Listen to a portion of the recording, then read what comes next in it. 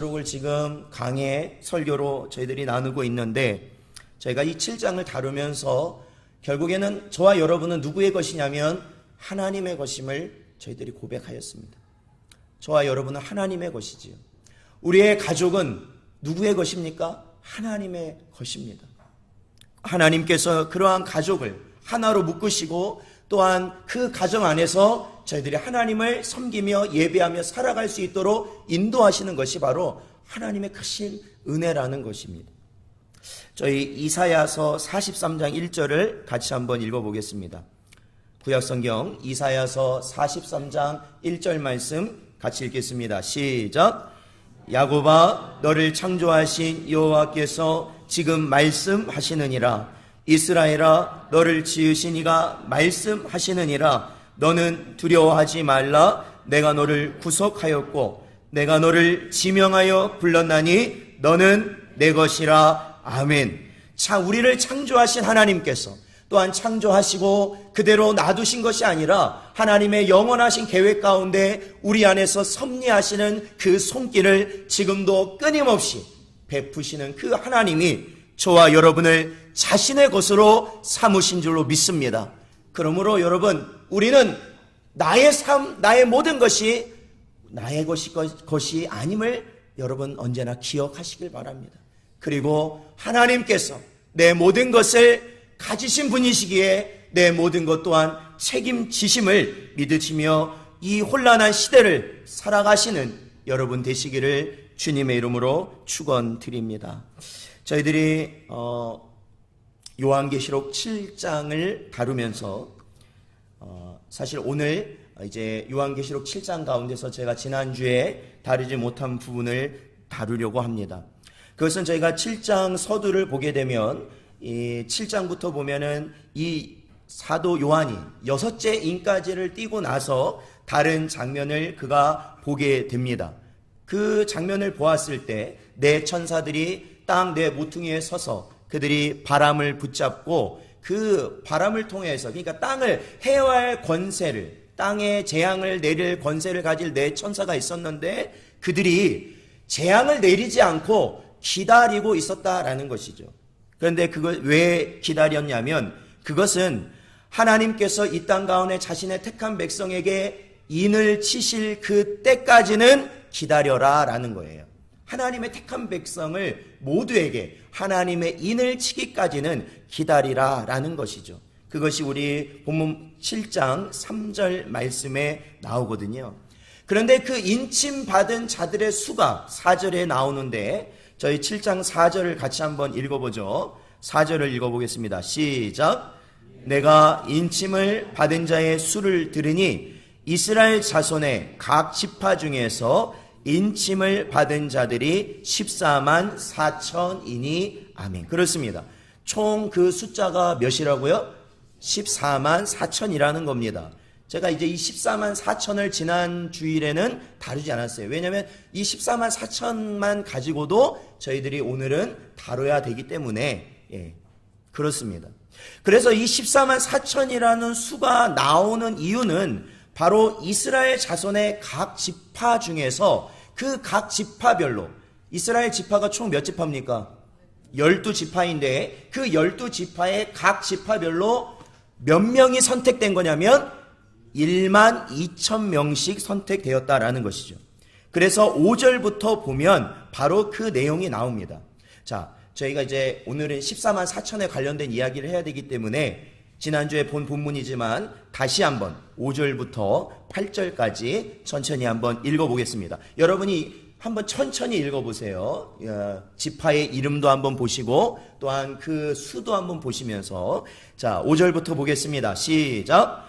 유다 지파 중에 인침을 받은 자가 1만 2천이요 르우벤 지파 중에 1만 2천이요 갓 지파 중에 1만 2천이요 아셀 지파 중에 1만 2천이요 납달리 지파 중에 1만 2천이요 므낫세 지파 중에 1만 2천이요 시므온 지파 중에 1만 2천이요 레위 지파 중에 1만 2천이요 이사갈 지파 중에 1만 2천이요 스불론 지파 중에 1만 2천이요 요셉 지파 중에 1만 2천이요 베냐민 지파 중에 인침을 받은 자가 1만 2천이라. 아멘. 그렇습니다. 그래서 자 여기 보면 지파별로 이름이 나오는데 총 몇 개의 이름이 등장합니까? 12개의 이름이 등장하죠. 그 12개의 이름마다 총 그 12개의 이름마다 인침받은 숫자가 몇 명이라고요? 1만 2천이라는 거예요. 그러니까 결국에는 이스라엘 지파 12지파의 각 지파별 1만 2천씩을 해서 도합 14만 4천이 인침을 받기까지 하나님께서는 이 땅에 재앙을 붙들고 계신다. 그렇죠. 그 내용이죠. 자, 그렇다면 저희가 이렇게 하고 그러면 14만 4천은 이스라엘 지파의 12지파의 그 사람들입니다 라고 끝나면 좋은데 그러질 못해요. 사실은 저희가 나눈 이 내용을 그냥 표면적으로만 봐버리면 그대로 이해하기에는 부족함이 있습니다. 자, 오늘 본문 말씀에 보니까요, 이 요한이 그 1만 2천, 각 지파별로 1만 2천이라는 그 이야기를 듣고 나서 또 다른 장면을 보게 되는데 그 장면을 보니까 9절에 보니까 각 나라와 족속과 백성과 방언에서 아무도 능히 셀 수 없는 큰 무리가 등장하였다라는 묘사를 하고 있습니다. 그리고 그들이 나타나서 뭘 하냐면 10절부터 12절까지 보니까 그들도 역시 어린 양 대신 예수 그리스도에 대한 찬송과 영광을 높여 올리고 있습니다. 그리고 나서 13절에 그 24장로 중에 한 사람이겠죠. 한 장로가 이렇게 묻습니다. 이 흰옷을 입은 자들, 이 셀 수 없는 큰 무리가 누구냐라고 질문을 하지요. 그랬을 때 이 요한이 이들이 누구인지 알았어요? 몰랐어요? 본문에 보면 14절에 보면 알아요? 몰라요? 몰라요. 그렇기 때문에 내가 말하기를, 요한이 말하기를 내 주여 당신이 하신 양이다 라고 고백을 하죠. 그랬을 때 이 14절을 후반부에 이렇게 말합니다. 이는 그러니까 그 셀 수 없는 큰 무리는 큰 환난에서 나오는 자들인데 어린 양의 피에 그 옷을 씻어 희게 하였느니라 라고 오늘 본문의 말씀까지가 이 내용을 가지고 있습니다. 자, 그렇다면은 저희들은 오늘 이 14만 4천에 대해서 조금 더 자세히 살펴볼 필요가 있습니다. 왜냐하면 오늘날 이 14만 4천이 누구이냐에 따라서 많은 이단들이 등장하고 또한 이 14만 4천에 대한 해석이 여러 가지고 그러다 보니까 이 14만 4천을 다루질 않는 경우도 굉장히 많이 있어요. 그래서 어떤 분들은 14만 4천이라는 얘기를 꺼내기만 하면 저 사람 혹시 이단 아니야? 라는 생각을 할 정도예요. 그러나 14만 4천을 그렇다고 항상 숨기고 다닐 것은 아니에요. 왜? 요한계시록에 분명히 말씀하고 있기 때문에 그렇다라는 것이죠. 자, 첫 번째로 저희들이 이 14만 4천에 대해서 살펴볼 것은 오늘 제가 조금 전에 여러분과 살펴보았던 이 14만 4천이 이스라엘 자손 12지파라는 것에 저희들이 주목해야 됩니다. 자, 여러분 혹시 이스라엘 자손의 12지파, 즉 야곱의 아들들이거든요. 야곱의 아들들이 몇 명이라는 거예요? 거기까지 아시는 것도 대단하시는 건데 12명인데 혹시 그 12명을 혹시 다 알고 계시나요? 12명. 사실은 그 12명이 누구인고 또한 12명의 순서가 어떻게 되는지를 저희들이 알 필요가 있어요. 자, 그 12명은 이렇습니다. 루벤, 맨 처음부터 루벤. 저는 앞글자만 이렇게 외워서 그렇게 내 머릿속에 있는데, 그래서 르시레유. 그래서 루벤과 시므온과 레위와 유다. 그리고 나서 단과 납달리. 그리고 나서 갓과 아셀, 이사갈, 스불론, 그리고 요셉, 베냐민. 이렇게 해서 총 12명이에요. 그래서 제가 이렇게 외우고 있는 이 순서는요, 바로 태어나게 된 순서예요. 그러니까 맨 처음 장자가 누구라는 거예요? 12아들 중에 제일 장자가 누구예요? 루벤이에요. 루벤. 자, 우리 성경을 한번 봅시다. 저희 창세기 29장을 한번 보세요. 오늘 본문은 표시해 두시고 창세기 29장. 네, 이거는 성경을 보셔야 돼요. 이게 절수로 나오는 게 아니기 때문에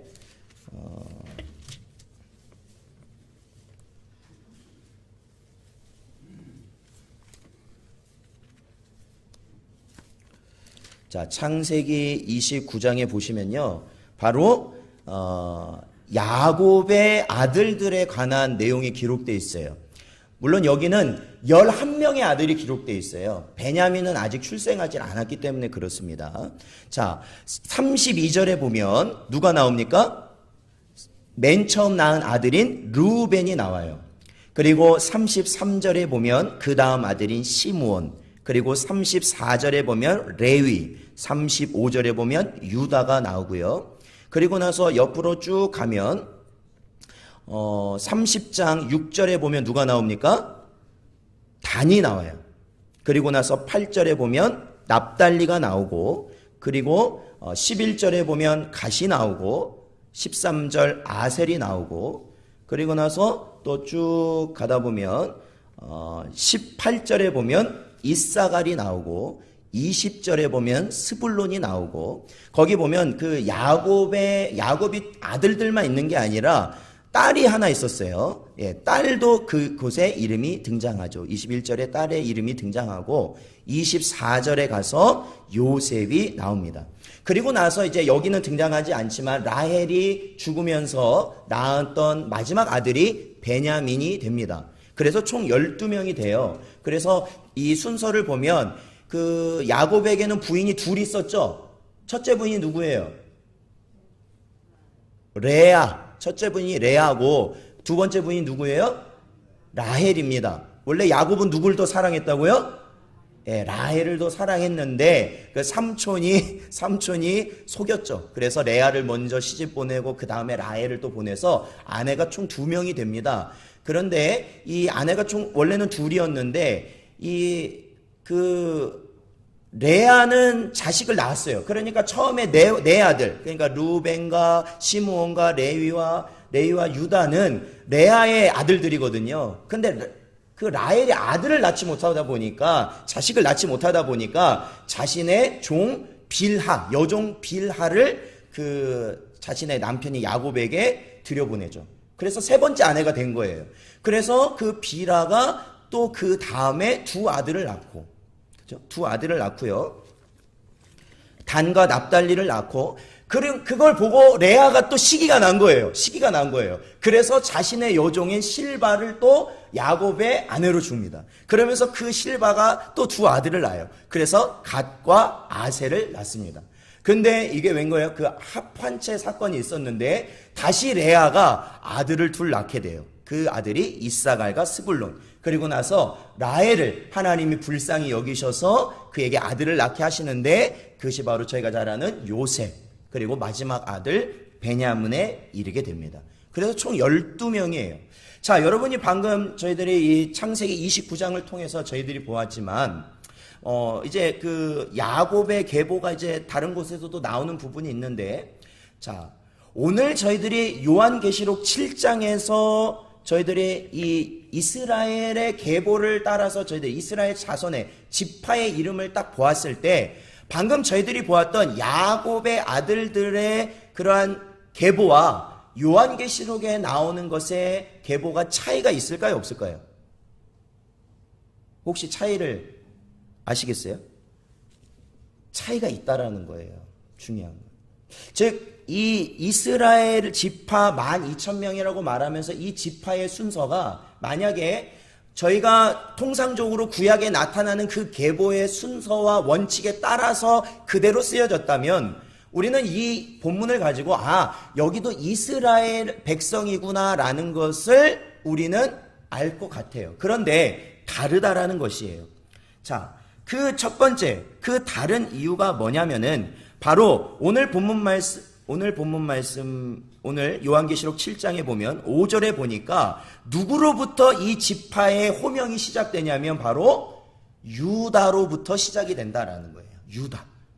이 성경에서 이러한 형제들 간에서 이 지파에 관해서 정리할 때 그 순서는 굉장히 중요해요. 왜냐하면 서열이라는 게 굉장히 중요하다는 거기 때문에 그래요. 장자권이 있고 이 서열상 중요도가 있는 존재가 맨 처음 나오게 돼 있다라는 것이죠.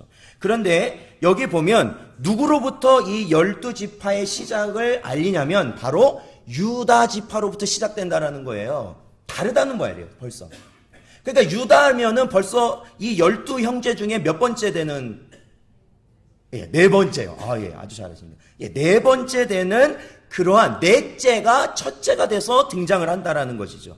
자, 그렇다면 이것을 우리는 어떻게 봐야 되느냐? 이것은, 자, 우리 먼저 창세기 49장 10절의 말씀을 저희들이 한번 보겠습니다. 창세기 49장 10절 말씀. 자, 같이 읽어보겠습니다. 시작. 규가 유다를 떠나지 아니하며 통치자의 지팡이가 그 발 사이에서 떠나지 아니하기를 실로가 오시기까지 이르리니 그에게 모든 백성이 복종하리로다. 아멘.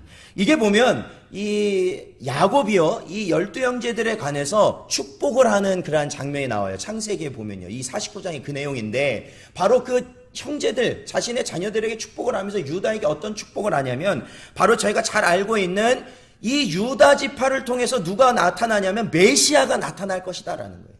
예수 그리스도가 나타날 것이다 라는 것을 알려주고 있는 것이죠.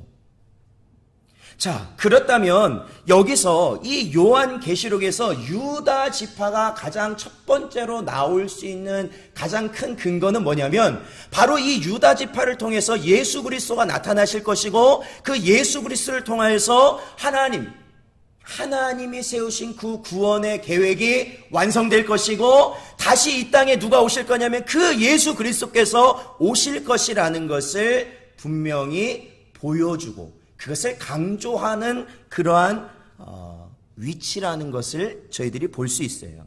왜 그러냐면 이 신약에 보면은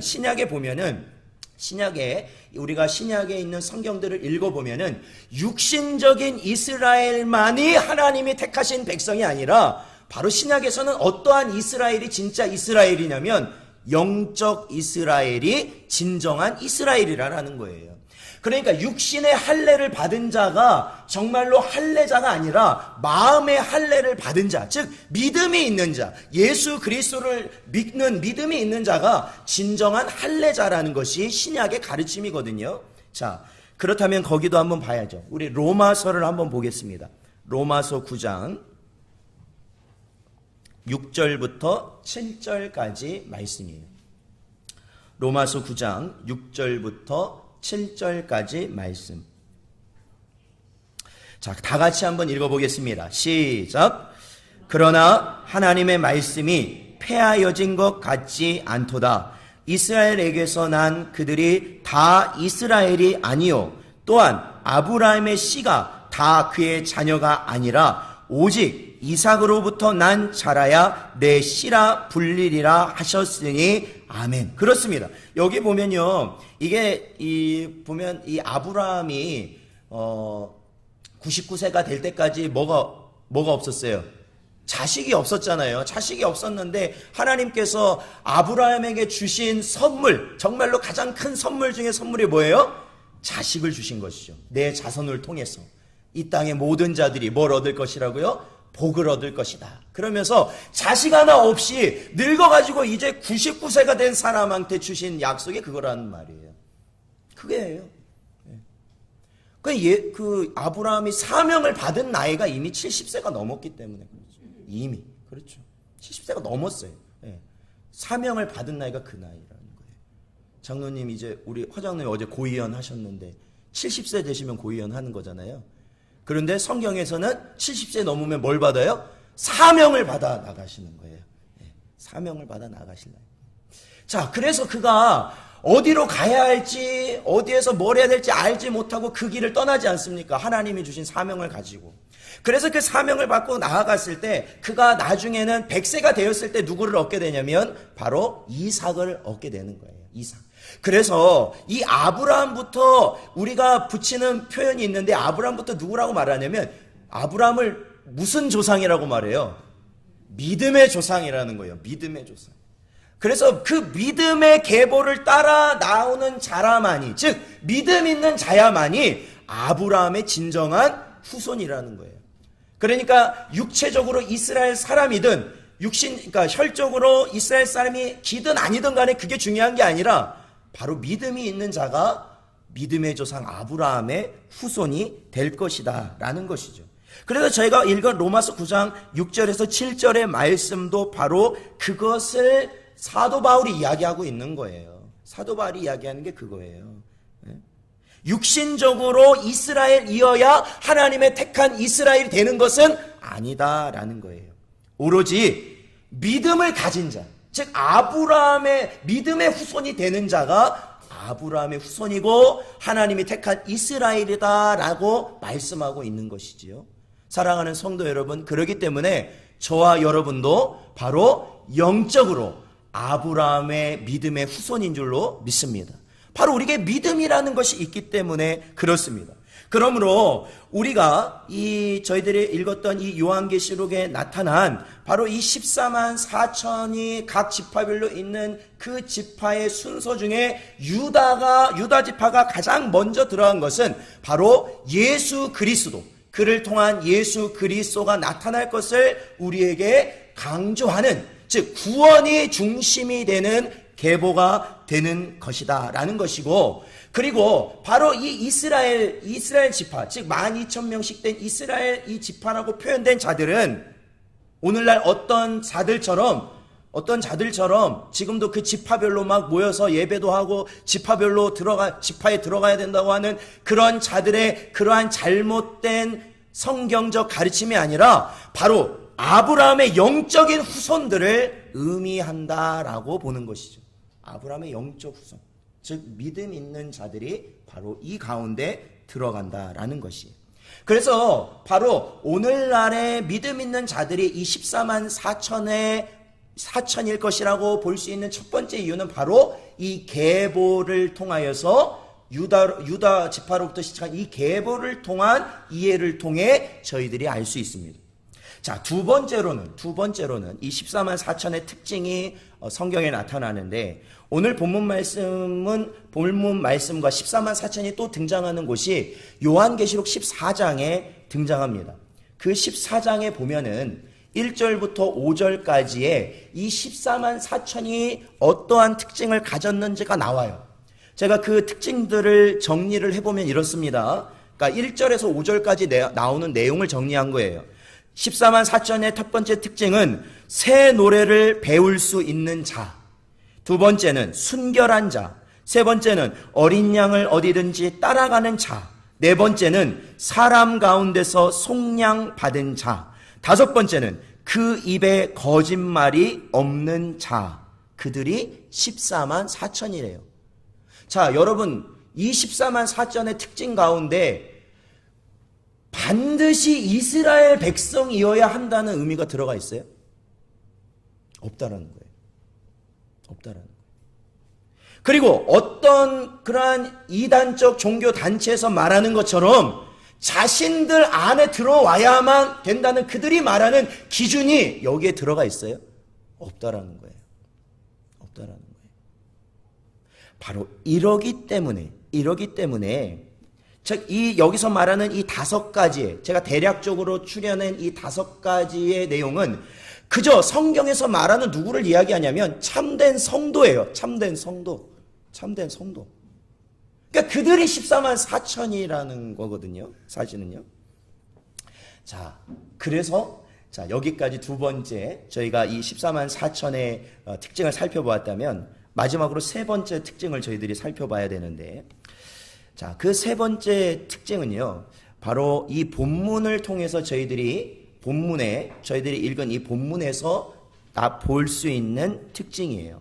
자, 여러분, 제가 한번 질문을 드릴게요. 이거는 사실 성경을 보면 나오는 건데, 자, 사도 요한은 인침을 받은 자가 14만 4천이라는 걸 사도 요한이 우리에게 알려주지 않습니까? 이 14만 4천에 대한 모습, 14만 4천의 모습을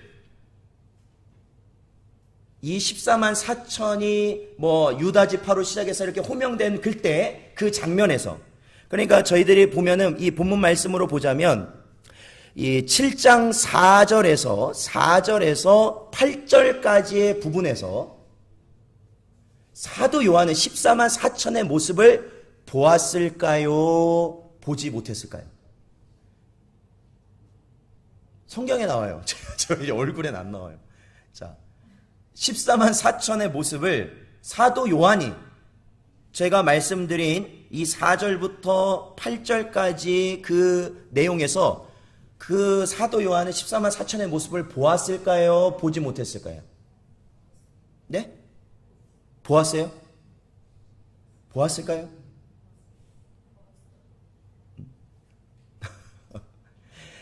사실요, 이 본문 말씀을 보면요, 이 4절의 답이 나오는데 4절을 같이 한번 읽어볼까요? 4절 읽어보죠. 시작. 내가 인침을 받은 자의 수를 들으니 이스라엘 자손의 각 지파 중에서 인침을 받은 자들이 14만 4천이니 보았어요? 못 보았어요? 다시 읽어야 돼요? 중요한 건 못 봤다라는 거예요. 네, 못 봤어요. 저도 이 말씀 준비하면서 중요한 건 그거더라고요. 사도 요한이 못 봤어요. 14만 4천을요, 여러분.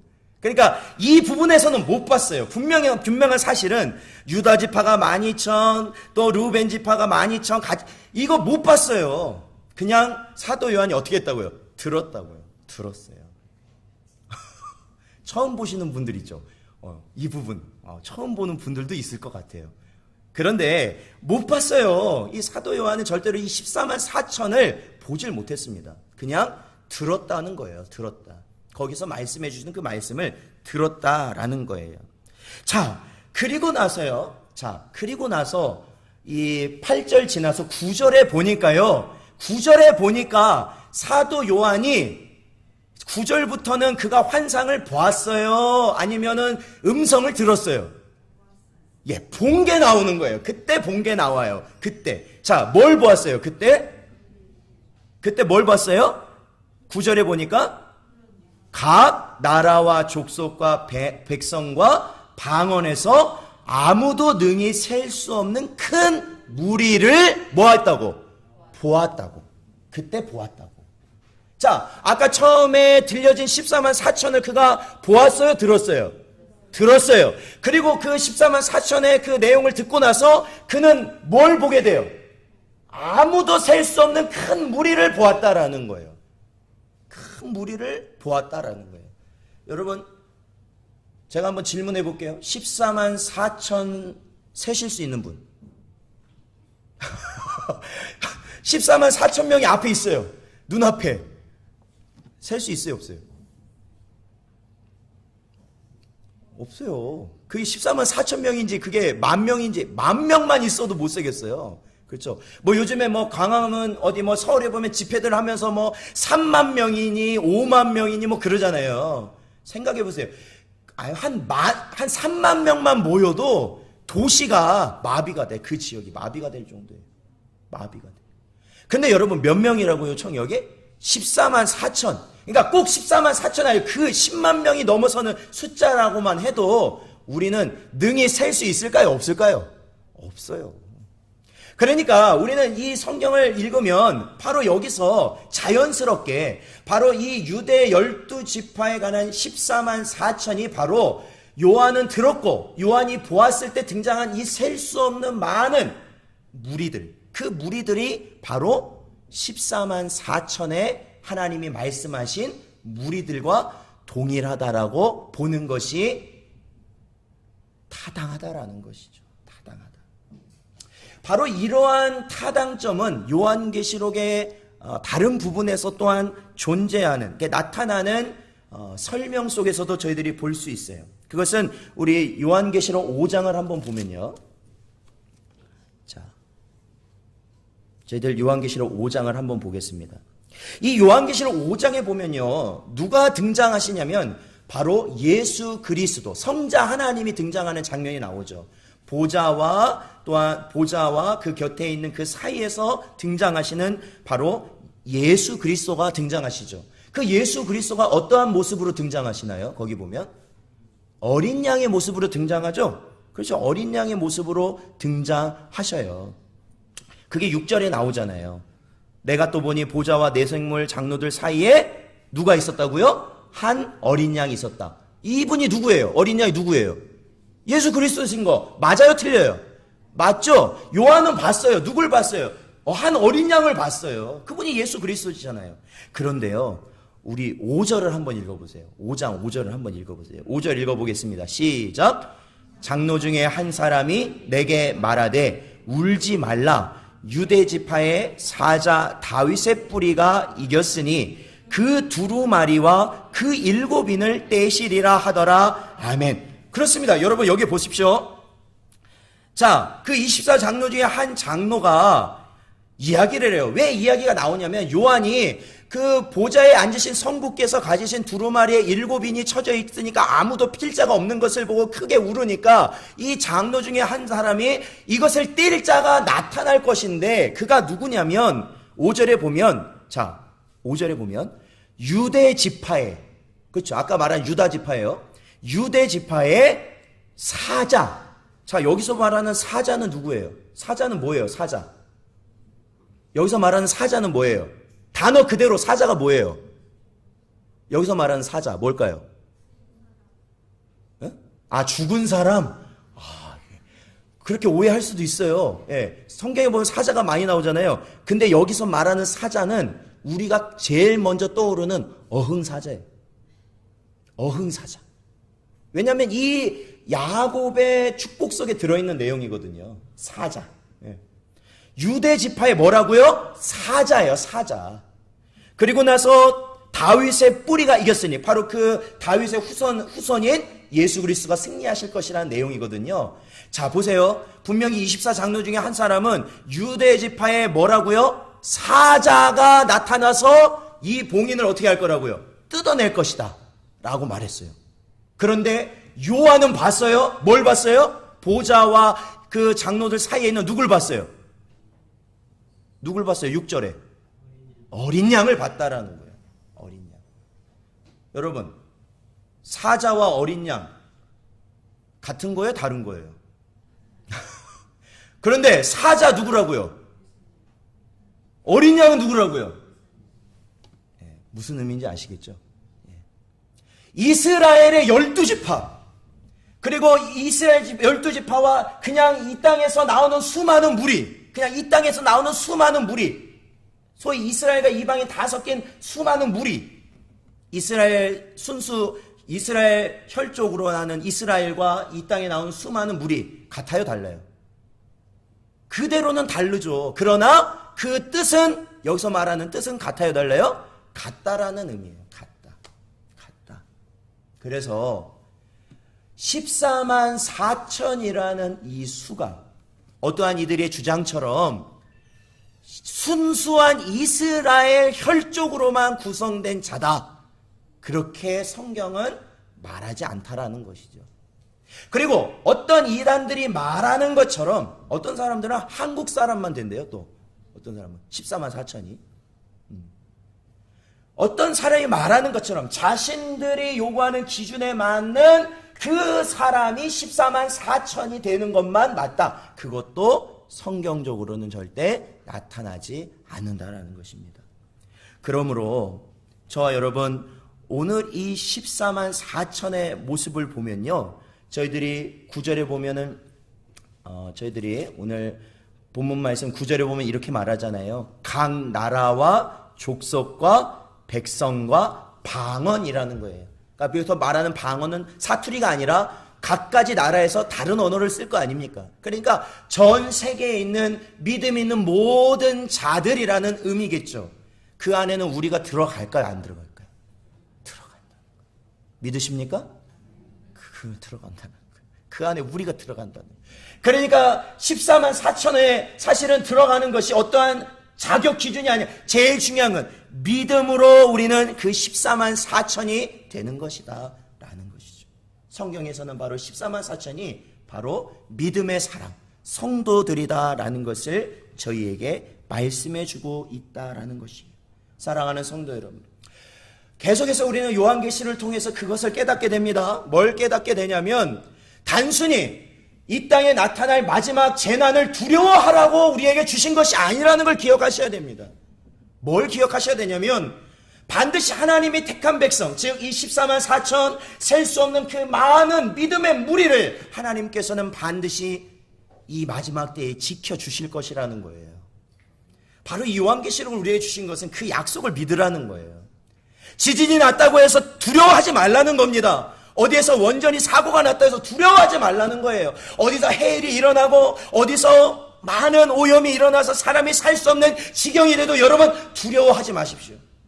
분명한 것은 나타날 거예요. 그 일은 나타나겠으나 하나님께서는 우리를 그 가운데서 지켜주신다라는 것이죠.